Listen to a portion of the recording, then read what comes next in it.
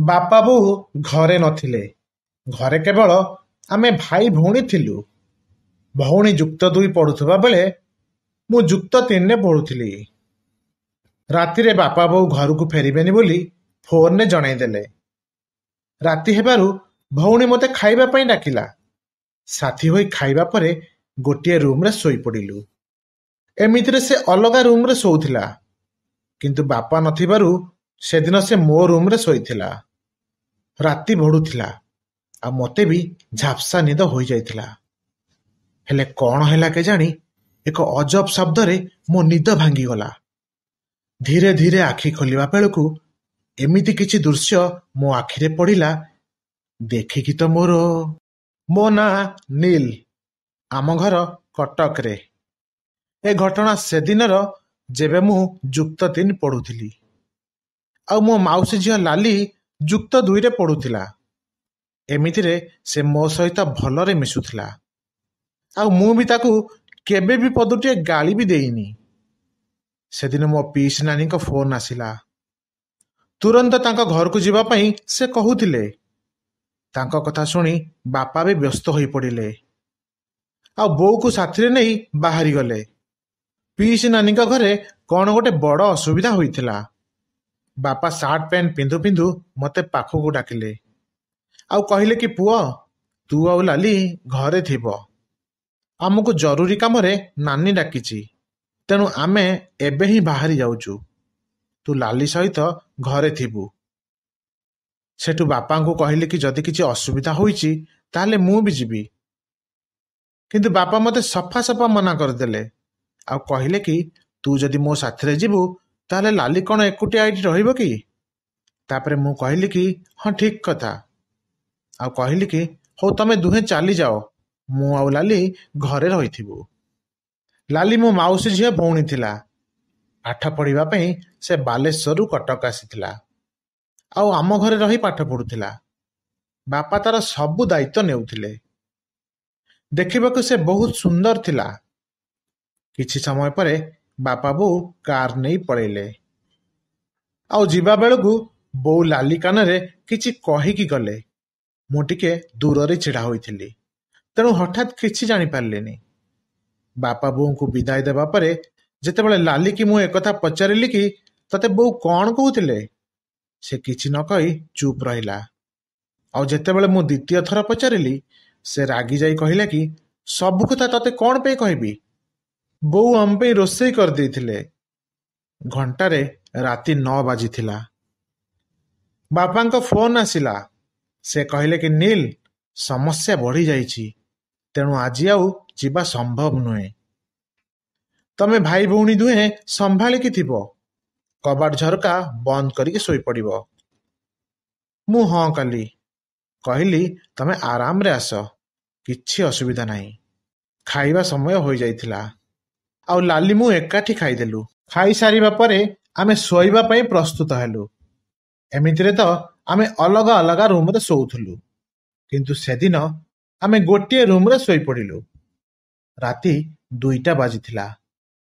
ମୋତେ ଟିକେ ଝାପ୍ସା ନିଦ ଆସିଯାଇଥିଲା। ହଠାତ୍ ଗୋଟିଏ ଅଜବ ଶବ୍ଦରେ ମୋ ନିଦ ଭାଙ୍ଗିଗଲା। ଗୋଟିଏ ମୁହୂର୍ତ୍ତ ପାଇଁ ଡରିଗଲି। ପୁଣି ଧୀରେ ଧୀରେ ଆଖି ଖୋଲି ଦେଖିବା ପାଇଁ ଚେଷ୍ଟା କଲି କି ଶବ୍ଦ କ'ଣ ପାଇଁ ହେଲା। ଆଉ ଯେତେବେଳେ ଆଖି ଖୋଲି ଦେଖେ ତ ସେ ଦୃଶ୍ୟ ଦେଖି ମୋର ଆଖି ଖୋଲିବା ବେଳକୁ ଲାଲି ପାଦ ଚିପି ଚିପି ରୁମ୍ରୁ ବାହାରକୁ ଯାଉଥିଲା। ପ୍ରଥମେ ତ ତାକୁ ଦେଖି ମୁଁ ଭାବିଲି କି ସେଇଟା ମୋର ଭ୍ରମ ବୋଲି, ତେଣୁ ମୁଁ ଆଖି ବନ୍ଦ କରି ଶୋଇପଡ଼ିଲି। କିନ୍ତୁ ପୁଣି ଯେତେବେଳେ ସେ ଶବ୍ଦ ହେଲା, ମୁଁ ଆଖି ଖୋଲି ଦେଖିବା ବେଳକୁ ଲାଲି କବାଟ ଖୋଲୁଥିଲା ଆଉ ଚୁପଚାପ ସନ୍ଦେହ ଭରା ନଜରରେ ମୋ ଆଡ଼କୁ ଅନଉଥିଲା। ମୁଁ ଟିକେ ଚିନ୍ତାରେ ପଡ଼ିଗଲି। ମନରେ ପ୍ରଶ୍ନ ଆସୁଥିଲା କି ଏତେ ରାତିରେ ଲାଲି କୁଆଡ଼େ ଯାଉଛି? ପୁଣି ଭାବିଲି କି କାଳେ ବାଥରୁମ୍ ଯାଉଥିବ।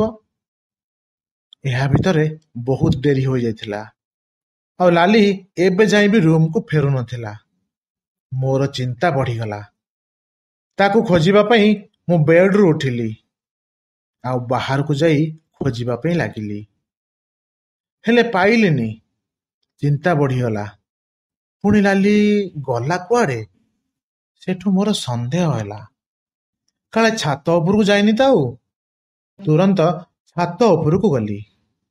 ଆଉ ସେଠାକୁ ଯାଇ କିଛି ଏମିତି ଦେଖିଲି ଯାହାକୁ ଦେଖିକି ମୋ ହାତ ଗୋଡ଼ ଥରିବାକୁ ଲାଗିଲା। ଅନ୍ଧାରରେ ଲାଲି ଜଣେ ପୁଅ ସହିତ ବସିଥିଲା। ଆଉ ସେ ଦୁହିଁଙ୍କ ଭିତରେ ବୋଧହୁଏ କିଛି କଥାକୁ ନେଇ ଯୁକ୍ତିତର୍କ ଚାଲିଥିଲା। ହେଲେ ସେ ପୁଅ ଜଣକ କିଏ ଥିଲା? ଆଉ ଲାଲି କାହିଁକି ତା ସହିତ ଯୁକ୍ତିତର୍କ କରୁଥିଲା? ମୋର ସନ୍ଦେହ 2 ଗୁଣ ବଢିଗଲା। ଏବେ ଯାଏ ଲାଲି ଜାଣିପାରୁନଥିଲା କି ମୁଁ ତାକୁ ଦେଖୁଛି ବୋଲି। କିଛି ସମୟ ଯାଏ ଏସବୁ ଦେଖିବା ପରେ ମୁଁ ରୁମକୁ ପଳେଇ ଆସିଲି। ସେଠାରେ ଲାଲିକୁ କିଛି କହିଲେନି, ଆଉ ରୁମକୁ ଆସି ଶୋଇପଡ଼ିଲି। ପାଖାପାଖି 10 ମିନିଟ୍ ପରେ ଲାଲି ପାଦ ଚିପି ଚିପି ରୁମକୁ ଆସି ଚୁପଚାପ ଶୋଇପଡ଼ିଲା। ସେ ଶୋଉ ଶୋଉ ମୁଁ ଉଠି ପଡ଼ିଲି। ଆଉ ତାକୁ ପଚାରିବାରୁ ସେ ଏମିତି ନାଟକ କରିବାରେ ଲାଗିଲା ଯେ ଯେମିତି ସେ ଗଭୀର ନିଦରେ ଶୋଇଛି। ସେଠୁ ତାକୁ ମୁଁ କହିଲି କି, ତୁ ଛାତ ଉପରେ ଯାହା କରୁଥିଲୁ ଭୁଲ କଥା। ଏମିତି ଲୁଚି ଲୁଚି କାହାକୁ ଦେଖା କରିବାଟା ପୁରାପୁରି ଭୁଲ କଥା। ଆଉ ସେ ପିଲା କିଏ? ତା ସହିତ ତୋର ଯୁକ୍ତିତର୍କ କାହିଁକି ଚାଲିଥିଲା? ଯଦି ତା ସହିତ ତୋର କିଛି ସମ୍ପର୍କ ଅଛି ତାହେଲେ କହିଦେ, ନହେଲେ। ମୋ ପାଟିରୁ ଏତିକି ଶୁଣି ସେ ଯାହା ନାଟକ କରୁଥିଲା ଏବେ ସେ ପୁରାପୁରି ଚୁପ୍ ହୋଇଗଲା। ପାଟିରୁ ଗୋଟିଏ ବି ଶବ୍ଦ ବାହାରିଲାନି। ମୁହଁରେ କେମିତିକା ଏକ ଅଜବ ଭାବ ଦେଖାଗଲା, ଯେମିତି ଚିନ୍ତାରେ ବୁଡ଼ିଗଲା ପରି ଲାଗୁଥିଲା। ମୁଁ ଆଉ ଥରେ ପଚାରିଲି କି, ସେ ପିଲା କିଏ ଆଉ କ'ଣ ହୋଇଛୁ ତୋର? ହେଲେ ସେ ଚୁପ୍ ରହିଲା। ମୋତେ ନିଦ ଲାଗୁଛି କହି ଶୋଇପଡ଼ିଲା। ତାର ହାବଭାବ ଦେଖି ମୋତେ କାହିଁକି ଅଡ଼ୁଆ ଲାଗୁଥିଲା। ମୋର ଟିକେ ସନ୍ଦେହ ହେଲା। ହେଲେ ଯେତେବେଳେ ଯାଏ ସେ କିଛି କହିବ ନାହିଁ ମୁଁ କ'ଣ କରିପାରିଥାନ୍ତି? ସେଦିନ ସେ ମୋତେ ସିନା କିଛି କହିଲାନି, ହେଲେ ସେହି ଘଟଣା ପଛରେ ଏମିତି ଏକ ଭୟଙ୍କର କଥା ଲୁଚି ରହିଥିବ ବୋଲି ମୁଁ ଜାଣିନଥିଲି। କେମିତି ବି ଜାଣିଥାନ୍ତି? ମୁଁ ଭାବିଥିଲି ସେ ପିଲା ବୋଧହୁଏ ଲାଲିକୁ ଭଲ ପାଉଥିବ, ଆଉ ତାକୁ ଲୁଚି ଲୁଚି ଦେଖା କରିବାକୁ ଆସିଥିବ। କିନ୍ତୁ ଘଟଣାଟି ସେମିତି ନଥିଲା ଯାହା ମୁଁ ଭାବିଥିଲି। ଯଦି ସେମିତି ହୋଇଥାନ୍ତା ତାହେଲେ ସେମାନେ ପରସ୍ପର ଯୁକ୍ତିତର୍କ କରୁନଥାନ୍ତେ। ତାହେଲେ କ'ଣ ଥିଲା ସେ ଭୟଙ୍କର ଘଟଣା ଯାହାକୁ ଲାଲି ଲୁଚଉଥିଲା? ଏହା ଭାବି ଭାବି ମୋତେ ଆଉ ସେ ରାତିରେ ନିଦ ଆସିନଥିଲା। ରାତି ପାହି ସକାଳ ହେଲା, ଆଉ ଦିନ 10ଟା ବେଳକୁ ବାପା ବୋଉ ଆସି ଘରେ ପହଞ୍ଚିଗଲେ। ତା ଆଗରୁ ଲାଲି କଲେଜକୁ ଚାଲି ଯାଇଥିଲା। ମୋର 2ଟାରେ କଲେଜ ଥିବାରୁ ମୁଁ ଘରେ ରହିଯାଇଥିଲି। ପୁଣି ମୋର ସମୟ ହେବାରୁ ମୁଁ ବି କଲେଜ ପଳେଇଲି। ଆଉ ଫେରିବା ବେଳକୁ ସନ୍ଧ୍ୟା ହୋଇଯାଇଥିଲା। ସନ୍ଧ୍ୟାରେ ଫେରି ଦେଖେ ତ ଲାଲି ତା ରୁମରେ ଏକୁଟିଆ ବସି କ'ଣ ଭାବୁଥିଲା। ଲାଗୁଥିଲା ଯେମିତି ତା ସହିତ କ'ଣ ଘଟିଛି। ମୁହଁ ଶୁଖି ଯାଇଥିଲା, ଆଉ ମୁହଁରେ ଡରର ଚିହ୍ନ ସ୍ପଷ୍ଟ ବାରି ହୋଇପଡ଼ୁଥିଲା। ସୁଯୋଗ ପାଇ ଲାଲିକୁ ମୁଁ ଗତ ରାତି କଥା ଜୋର କରି ପଚାରିଲି। ଆଉ ସେ ଟିକିଏ ସମୟ ଚୁପ୍ ରହିବା ପରେ କହିଲା କି, ସେମିତି କିଛି ନୁହେଁ ତମେ ଯାହା ଭାବୁଛ। ସେ ମୋତେ ଖାଲି ଦେଖା କରିବା ପାଇଁ ଆସିଥିଲା, ଆଉ କିଛି ବି ନୁହେଁ। ଯଦି ଦେଖା କରିବାକୁ ଆସିଥିଲା ତାହେଲେ ଯୁକ୍ତିତର୍କ କାହିଁକି ଚାଲିଥିଲା? ଆଉ ସେ କିଏ?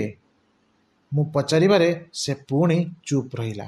ଏହା ଭିତରେ ବାପା ମୋତେ ଡାକିବାରୁ ମୁଁ ପଳେଇଲି। ହେଲେ ତା ଭିତରେ ଥିବା ଡରକୁ ମୁଁ ସ୍ପଷ୍ଟ ଭାବରେ ପଢ଼ି ନେଇଥିଲି। ସେଦିନ ଯାଇ ରାତି ହେଲା। ଘରେ ସମସ୍ତେ ଖାଇ ପିଇ ଶୋଇପଡ଼ିଲେ। ଆଉ ଲାଲି ବି ରାତିରେ ତା ରୁମରେ ଶୋଇଥିଲା, ଆଉ ମୁଁ ମୋ ରୁମରେ ଶୋଇପଡ଼ିଲି। ମୋତେ କିନ୍ତୁ ନିଦ ନଥିଲା। ରାତି ବଢ଼ୁଥିଲା। କେଜାଣି କାହିଁକି ମୋତେ କେମିତି କେମିତି ଅଜବ ଅଜବ ଲାଗୁଥିଲା। ମୁଁ କବାଟ ଖୋଲି ଧୀରେ ଧୀରେ ଲାଲି ରୁମ୍ ଆଡ଼କୁ ଗଲି, ଆଉ ଝରକା ଦେଇ କାନେଇଲି। ଏବେ ତା ରୁମ୍ରୁ ପାଟିତୁଣ୍ଡ ଶବ୍ଦ ଶୁଣିବାକୁ ମିଳିଲା। କବାଟ ଝରକା ବନ୍ଦ ହୋଇଥିବାରୁ ଠିକ୍ରେ ଶୁଭୁନଥିଲା। ମୋ ମନ ଭିତରେ ଥିବା ସନ୍ଦେହ ପୁଣି ଜାଗି ଉଠିଲା। ଏତେ ରାତିରେ ଲାଲି କାହା ସହିତ ଝଗଡ଼ା କରୁଛି? ପୁଣି କ'ଣ ପାଇଁ? ଆଉ ଥରେ କାନେଇ ଶୁଣିବା ପାଇଁ ଚେଷ୍ଟା କଲି, ହେଲେ ଭଲରେ ଶୁଭୁନଥିଲା। ଏବେ ମୋର ସନ୍ଦେହ 2 ଗୁଣ ହୋଇଯାଇଥିଲା।